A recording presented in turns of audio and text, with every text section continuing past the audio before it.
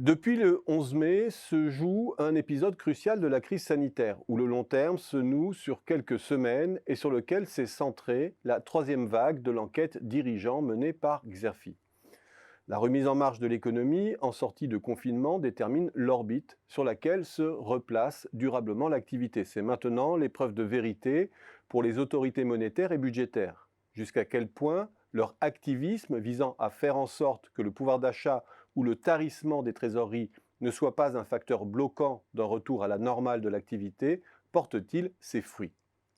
Au moment où a été conduite l'enquête, sur la semaine du 12 au 22 juin, l'INSEE et la Banque de France estiment que le PIB serait revenu à 12% de son niveau normal. Le dernier point de conjoncture de l'INSEE souffle ainsi un vent d'optimisme raisonné. Le redémarrage se matérialise dans toutes les branches d'activité. La consommation serait rétablie à 95%. Même son de cloche du côté de l'enquête ACEMO. Les entreprises à l'arrêt ne représentent plus que 5% des salariés fin mai et 73% des salariés seraient en activité sur site ou en télétravail. La part du chômage partiel serait revenue à 13%. La casse sur l'emploi demeurerait encore limitée, 86% des salariés appartenant à des entreprises ayant maintenu ou accru leur emploi. Bref, le premier étage de la fusée s'est bien allumé. Il permet de propulser l'économie à 5 à 10 points de son niveau normal. Le but de la normalisation peut paraître proche, mais il ne faut pas se tromper. Avant que nos esprits ne s'accoutument aux chiffres abyssaux de la pandémie, si l'on avait annoncé que l'économie française allait décrocher de façon permanente de 5%, cela aurait été vécu à juste titre comme une catastrophe. Cela signifie à minima une destruction de 1,2 million d'emplois, 2 à 3 points de déficit structurel en plus. Autrement dit, une grande dépression.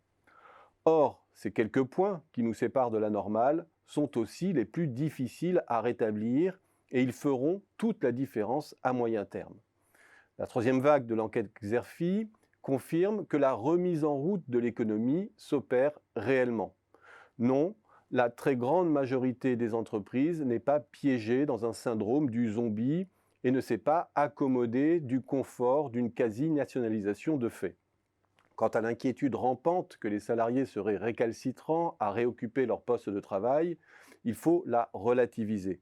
73% des dirigeants ne rencontrent aucune difficulté à mobiliser leurs salariés sur site et 85% en télétravail.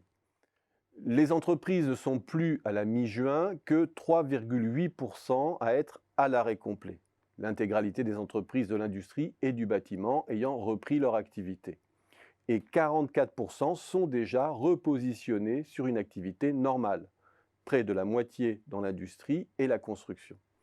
À quoi il faut ajouter 11% d'entreprises en sur-régime qui bénéficient de phénomènes de rattrapage ou d'un positionnement opportun. Et sur les 41% qui demeurent en activité réduite, moins de la moitié tourne à moins de 50% de ses capacités normales. Le tableau a donc changé du tout au tout par rapport à avril, ce que confirme aussi notre indicateur phare de retour à une activité normale au cours du temps.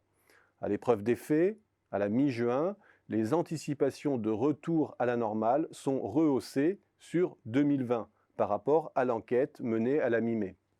Mais le constat reste le même. Les entreprises anticipent un processus graduel et incomplet au moins jusqu'à la mi-2021. En ligne avec ce constat, les entreprises opèrent bien leur retrait du dispositif de chômage partiel, mais ce retrait demeure très progressif. À la question à quelle échéance pensez-vous que la proportion de chômage partiel sera inférieure à 10% dans votre entreprise, les dirigeants ne sont que 11% à penser atteindre ce seuil fin juin, que 48% fin août, 70% fin septembre et 89% fin 2020, ce qui signifie que 10% des entreprises se projettent sous perfusion en 2021. Et dans ce contexte de rétablissement partiel, il faut alors s'interroger sur les stratégies des entreprises en matière d'emploi et de dépenses, car c'est d'elles que dépend la suite de l'histoire. Face à cet étirement, quels arbitrages projettent-elles d'opérer en termes d'emploi et de dépenses? Notons déjà que les problèmes de trésorerie ont bel et bien été temporisés par le soutien gouvernemental.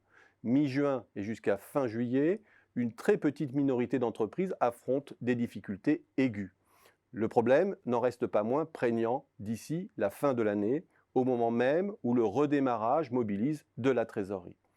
Face à cette impasse, 39% des entreprises, 76% dans la restauration et 40% dans l'industrie et la construction, envisagent de réduire et de recentrer leur activité. Néanmoins, il est frappant de constater que plus de 61% des dirigeants projettent d'élargir et de diversifier leur activité, ce qui signifie qu'une majorité d'entreprises misent sur une sortie par le haut, gagée sur de l'investissement et du capital humain. Certes, 16% comptent céder des activités, 23% fermer des établissements, mais les entreprises sont 26% à projeter le rachat de concurrents, 8% à envisager l'acquisition de sous-traitants, 54% à vouloir développer des nouveaux circuits de distribution en ligne et 58% à vouloir pérenniser le télétravail. Cette volonté de redéploiement est d'une ampleur remarquable et rien ne permet de dire à ce stade qu'il s'agit nécessairement d'un jeu à somme négative. On aurait pu s'attendre à un comportement bien plus malthusien des entreprises. Leurs projections en matière de réduction d'effectifs sont d'ailleurs étonnamment équilibrées. 55% des entreprises veulent à tout prix maintenir leurs effectifs, 21% projettent de les réduire, mais 25% envisagent de recruter, confirmant la posture proactive des dirigeants. Oui, mais ce primat du repositionnement stratégique se paie en serrant la vis à tous les étages sur les coûts de fonctionnement et d'investissement immatériel. 64% envisagent la modération salariale, 62% une compression des coûts de conseil et de services B2B, 57% des dépenses de communication, 48% une renégociation de leurs dettes et 43% une réduction des coûts immobiliers. Autrement dit, la dernière enquête Xerfi nous invite à ne pas trop vite embrasser le discours facile de l'économie zombie ou pour le moins groggy. Les entreprises sont au combat, 58% des dirigeants se disent inquiets certes, mais 92% se disent combatifs. Ils misent sur une sortie par le haut, par repositionnement et acquisition de compétences. 5% nous séparent de la normale, ce sont les plus difficiles, on l'a dit. 5% qui ne peuvent se gagner qu'au prix d'un repositionnement stratégique, 5% qui doivent s'opérer avec le vent contraire de la compression des coûts à tous les étages. Avec une question, combien de temps le volontarisme résistera-t-il à la fatalité d'un bouclage macroéconomique guidé par la rigueur ?